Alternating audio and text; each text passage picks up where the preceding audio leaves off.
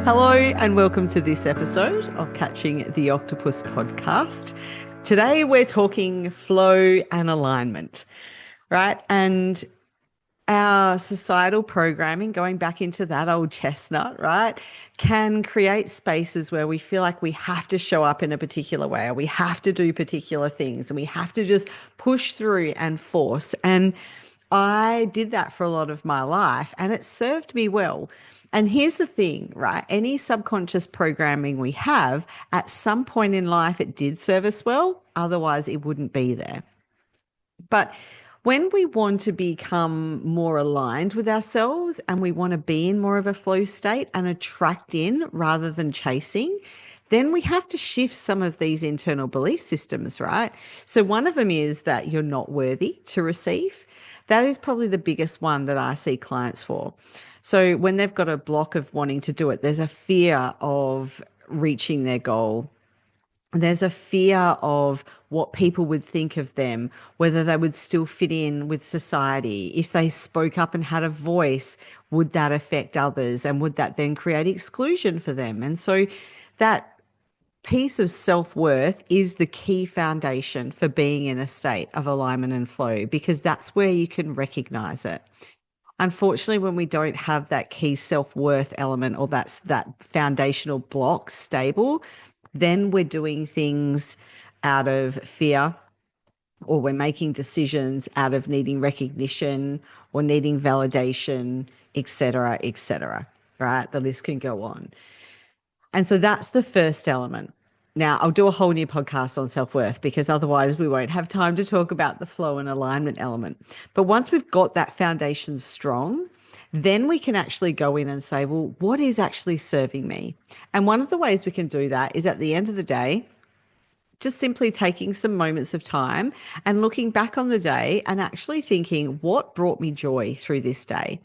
What brought emotions within me that were more higher vibrational, whether that is a level of joy, happiness, success, contentment, peace, all of those sorts of things. What was I doing today, or what happened today that brought me that? And then what was I doing today? What happened today that brought me the lower vibrational energies? So what created frustration in me and anger in me, etc. Now, we can't always ignore the things that bring us sadness and anger and frustration, because they can too be learning tools or steps we need to take to build the self-worth foundation, or to move us into that alignment and flow. But when we're actually chasing and following the things that light us up, that bring us to that highest level of excitement, that's when we know that we're in alignment with what our soul is wanting to do. Because when we are looking at doing things, if they don't bring us that level of extreme excitement and joy, then that doesn't actually connect with us, and it doesn't inspire us. It doesn't raise our vibration. And the whole element of being in this life is trying to live a life in a vibration or a frequency that's as high as possible. Now, I'm not saying that we always have to be excited, we always have to be experiencing joy, but everything has like I had the word in my head and now I've lost it. A thermostat. That's what I'm looking for. So we have a thermostat on things in our life. We have a thermostat on our well-being element. Sometimes we'll move down that thermostat and do things that aren't great. Sometimes we move up, but we generally tend to fall within the middle. And so what the idea and the concept of this is, we've got a frequency thermostat, right, where we kind of normally sit. And there'll be things in life that'll create lower frequencies, lower vibrational emotions, and will slide down. And then there's things that will create the higher ones and will slide up. But the more we spend in a place that's higher, that's up, then we actually shift where we're sitting on that thermostat. So instead of sitting maybe smack bang in the middle or a little bit down to the lower vibrational side, we start having consistency on the higher one. So the brain likes what's familiar. I've talked about that a fair bit. And so what that creates is that thermostat, because it wants to sit in where it's familiar. And so we can shift a little bit either way. So if we're constantly showing the brain this higher frequency, then it's going to want to sit in there. And then what that's going to do on an energetic level is then it's going to attract more of the things that are making you sit up there, right? Hope this is making sense. So when we're looking at alignment, we're looking at things that are actually going to keep us in the higher vibration. Now, we live in a physical world and we have to operate as physical beings. And with that comes a lot of social constructs and a lot of elements that we have to navigate, right? We can't all just find the top of a mountain and sit there and meditate all day. We need to eat. We need to have shelter. We need to have clothes. We need to interact with other people. For some of us, we need to parent. So we need to provide for other people as well as ourselves. And with that comes some constructs that we have to work within. However, we don't have to fall into the structure that they tell us we need to fall into to do that, right? Yes, we need to find a way to make income. Doesn't mean we need to go to a 9 to 5 job. Some people it does. Some people are able to get income from their own business. Some people are able to do that from marketing elements, drop shipping elements. Some people inherit wealth. So there's all different ways that we can bring in money. It's just that we fit into this box of what we think we have to do.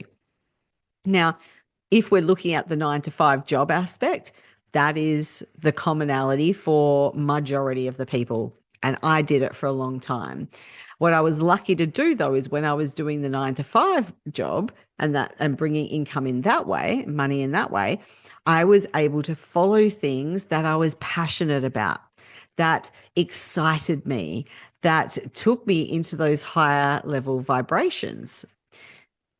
But on the offset, there was also things that happened that shifted me into the lower ones, right? And I had to navigate those lower ones so that I could learn the things I needed to learn. For example, if there was a major incident that I had to respond to and I had to do an investigation for, that lit me up. I loved doing it. However, I was having to do interviews with people. Some of them weren't completely truthful. I'd have to dig in deeper to get some of the data that I needed to do. I had to spend time doing tasks that weren't fantastic, scrolling through footage, etc., so that I could actually come to the end resolution. So there was that balance, right, of both of those things. But ultimately, what I was doing was following that highest level of excitement. And what that's ended up resulting in is giving me a whole heap of skills and a whole heap of knowledge that I now take into my life today. And that doesn't mean just within my business. It means within my study. It means within other leadership roles that I hold, and even into my personal life. Right? I've taken all of those skills that I've learned, the dealing with the people, the having to do the mundane work. And even today, I still do mundane work, right? I have to clean my house, or I could get a cleaner in, but at the moment, I don't want to financially invest in that. So then how do I shift that, right? Because that's not giving me my highest level of excitement, or is it?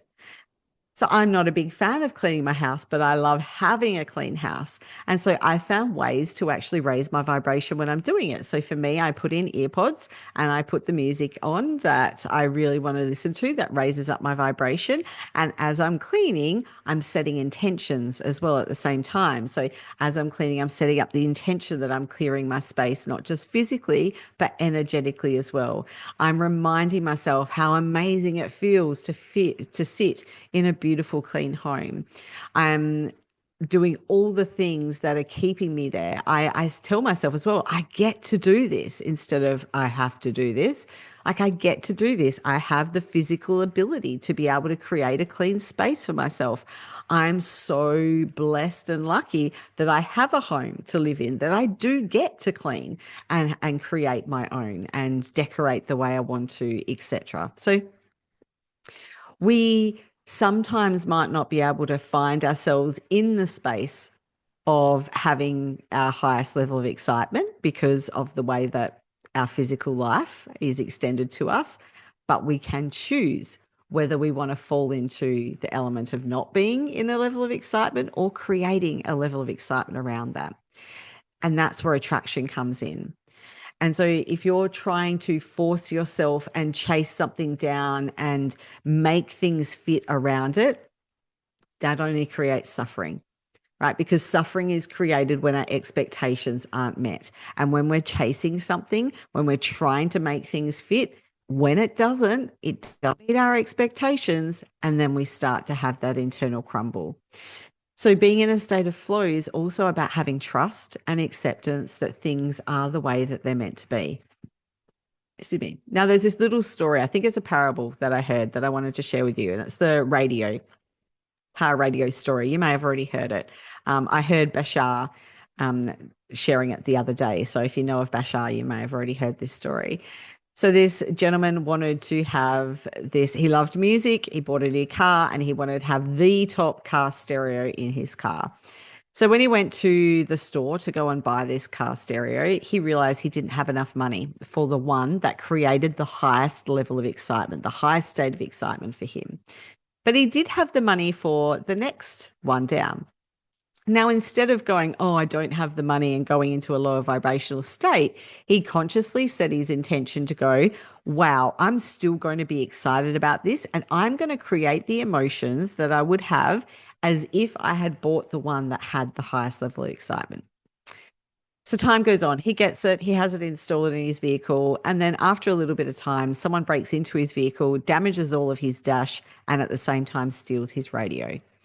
Now, this is the point where if we're not in flow and we don't have trust, we then can go into a state of suffering, right? Because then we go, why did this happen to me? I'm a good person. I've put all the right intentions into the world. Maybe I'm not spiritual enough to be able to process the downfalls of life. I'm feeling disheartened, hard done by, etc. But if you can shift that mentality to go, oh, this is a bit of an inconvenience, but I'm sure it has a purpose. And I'm going to stay in the frequency of it having a purpose, and I'm just going to flow through and follow where this is taking me. And so that's what this gentleman did. And so he went in, he put an insurance claim in, he had insurance, and he got the money to repair the dash and to replace the stereo. And then he took it to a repairer, and the repairer looked at the dash and actually said, you know what, it's actually not that bad. It's only going to take me a couple of seconds to fix that. And the repairer went in and fixed it and ended up saying to him, no, don't worry about paying me. It's okay. So then with the money that he had for the radio from the insurance company and the money he didn't need to spend on the dash, you probably see where I'm going with this, when he combined those, he had enough money, exactly the right amount of money to go and buy the replacement stereo. And when he did, he was able to purchase the one that had him at his highest level of excitement, right? Now, that was following and in being in flow. That was just having acceptance around, oh, this has happened. Maybe there's a purpose. I don't understand it right now. It's a really crappy thing to happen to me, but I'm going to have trust that it's going to take me where I need to go. And I'm going to keep my vibration in the space of what I'm trying to attract. Now, if you'd been more of that forced state or that disappointed state or getting angry and frustrated that things aren't going his way, he may not have been guided to the repairer that did it for free, right? He may have been guided to one that charged him even more than the money that he even had. So when we're in that state of alignment and flow, we tend to end up in the places where we need to be. We attract in the information and we attract the people that are also going to help us. If we're sitting at low vibration, we attract in the people that aren't. And this is really interesting because I've found this over my life. When I've been in lower vibrations consistently, so when my thermostat has been set to that lower space, and when I've been filled with ego and I've been trying to prove myself, etc., I have found that the people around me haven't been as authentic, haven't been as truthful, have actually hurt me in particular ways by the decisions that they've made or by lack of respect.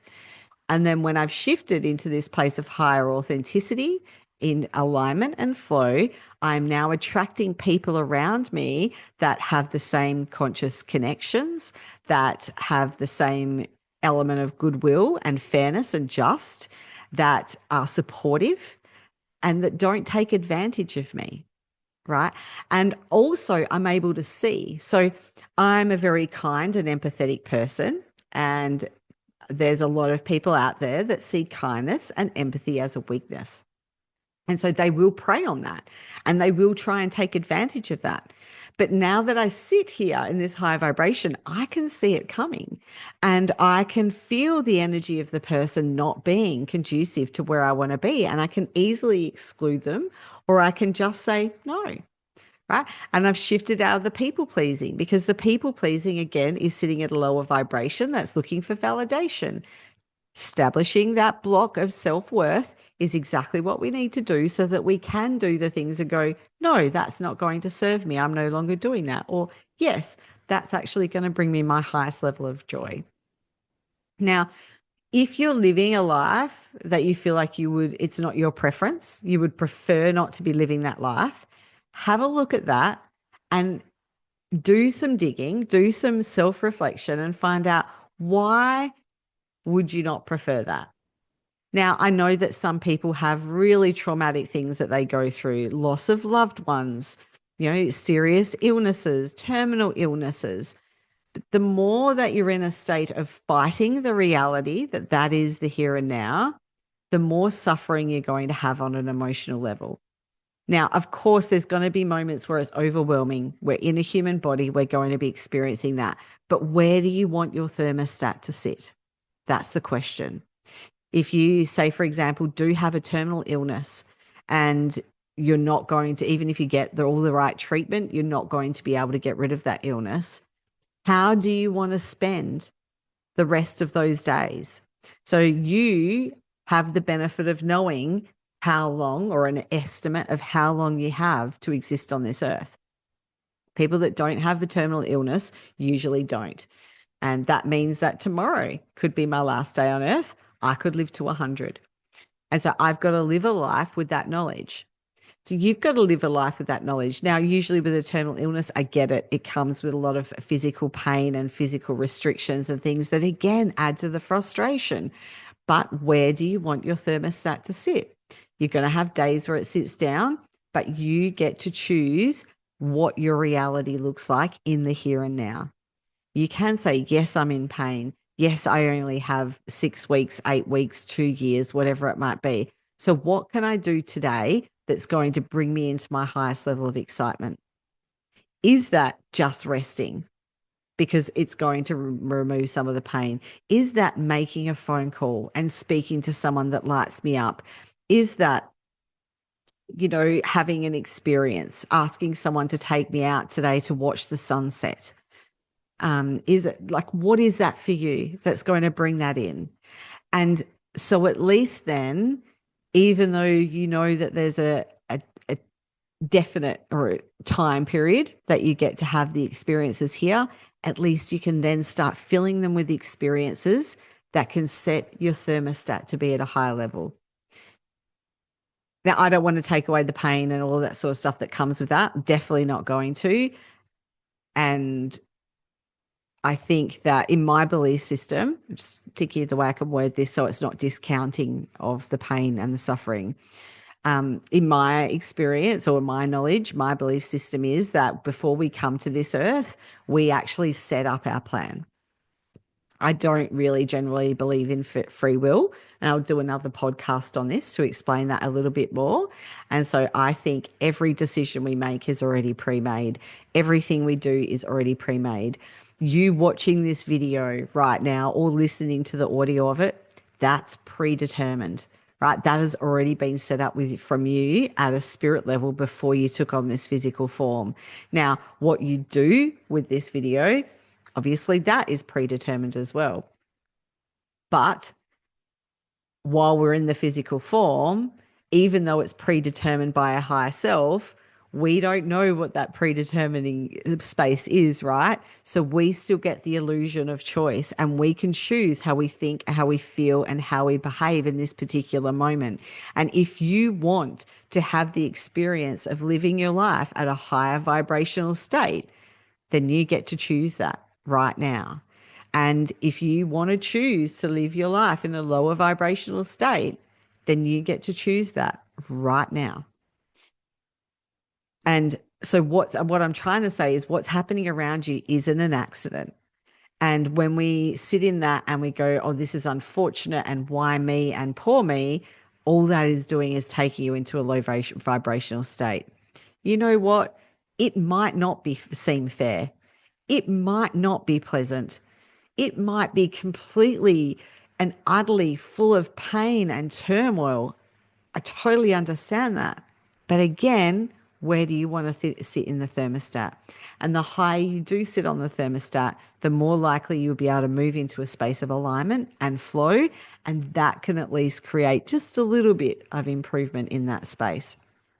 Now, for those of us that aren't experiencing major traumatic loss, major traumatic illnesses, that we're physically fit, we're physically able, and we have our mental capacity, then that's even more of a reason to be able to look at our lives and go, well, why am I sitting in this life? If you ask yourself right now, the life you have, is this the life you prefer? And if not, why are you sitting in the life that you don't prefer? Is it because your thermostat isn't set up well? Is it because you don't take the actions that you feel like you should be taking? Is it because you've fallen into a space where you're using substances to either dull some of your emotions, or that's the only way that you actually can find you can relax your body? You know, we make these choices ourselves. And yes, if an incident has happened that has unsettled that thermostat, it's still your choice on where you want that thermostat to sit. If you prefer a high vibrational thermostat, then do the things. Watch the videos, listen to music that vibrates high, check out the rest of my podcast, jump into my park chats. Start doing acts of gratitude, start doing journaling, shift into energy healing, learn how to shift the block and stuck energies. There is so much you can do. And, you know, I speak to some people, I know some people even that have physical ailments that have told me, oh, there's nothing I can do about this physical ailment. It's just stuck there. I've been to the doctor, they can't find anything wrong, but I'm just stuck in this ailment. And I've listed off things they can do, and they'll come back and go, oh, well, I've tried everything and nothing's worked. I'm like, but I've just listed off things that you can do that you haven't tried. And so deep down, without them realizing, they don't want that to be different. That's their thermostat, right? And although they don't realize, that's what they prefer. So once we can get to recognize and go, hang on, I'm not living in the life that I prefer. Well, we also need to recognize that at some point, that's what we did prefer, because that's what we called in. So if you don't want to be there, you've got to change your preference. And changing your preference means solidifying that block of self-worth and start taking the action to get yourself into that higher level of vibration. So I hope this episode has given some value to you, and I look forward to serving you again in our next episode.